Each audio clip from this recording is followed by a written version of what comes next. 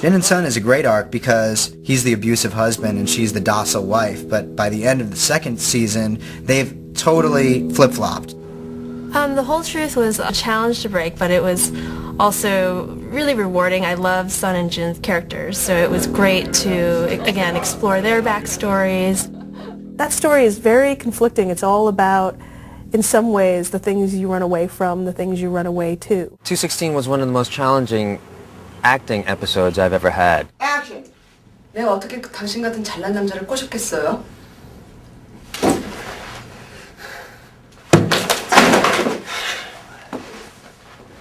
Cut. Like that. That was good. Yeah. Okay. Cut.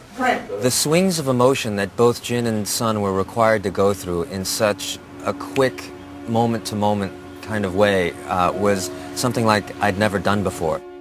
We did a scene in the bedroom where it starts off as a seduction scene and it goes to an argument which blows up into a fight, which turns into a scene that's about begging for forgiveness, and just so many different colors all within the same scene.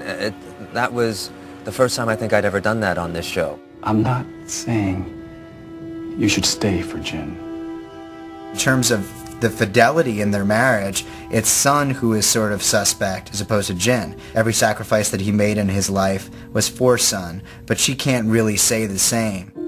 I had been sort of hankering to do the Sun pregnancy story for a while, and that it would make sense that if she couldn't have kids off the island, she would become pregnant on the island. Episode 214, Sun gets kidnapped by Charlie. And then 216, we find out the Sun is actually pregnant. And by whom? We don't know. As of right now, the jury's out as to whose baby that really is. It could be anyone. Or anything. We don't know.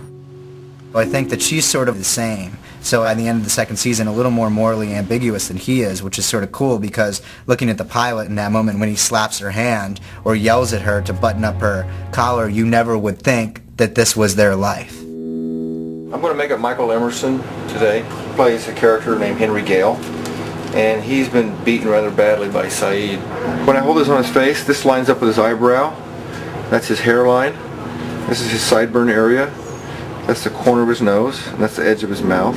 After I look at my horrible face in the mirror when he's done, then I forget the rest of the day that I look like that. So I'm going around, chatting with people, having lunch, acting like I look like a human being, and it's only when I catch myself in front of a mirror do I realize that I look like something out of a horror film. But if you have an actor you love and you put them in there, it's just like you get 100 times more story and just more charisma, and he's just a great actor and he's brought so much to that character. I mean, we're all just delighted with him.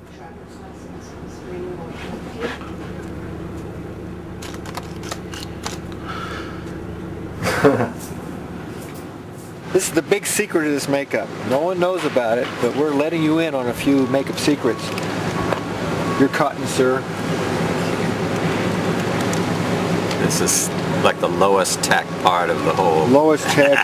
Yeah, I was going to make him a dental prosthetic, but this is the one. That's the secret. There you go. It was great to have Ana Lucia, who's such a strong character, go in and actually interrogate Henry, because I think the viewers and all of us really wanted to know what the hell is up with these people. What do they want? Why is this guy here? You people have been looking for someone to punish for everything that's happened to you, someone to blame, and now you've got him. Michael Emerson is an extraordinary actor. You can tell, having worked with so many different actors, that Michael is highly trained. He's like a Stradivarius. Men reject their prophets and slay them, but they love their martyrs and honor those whom they have slain. So what's the difference between a martyr and a prophet? Because they've written these brilliant speeches for Henry Gale, there are times I found in working with him that because he has the facility as an actor of language, you need to activate it a little bit because it can get a little speechy. Of course, if I was one of them, these people that you seem to think are your enemies, what would I do? That's a particular facility he has, which is a joy as a director. I guess it's a good thing I'm not one of them, huh?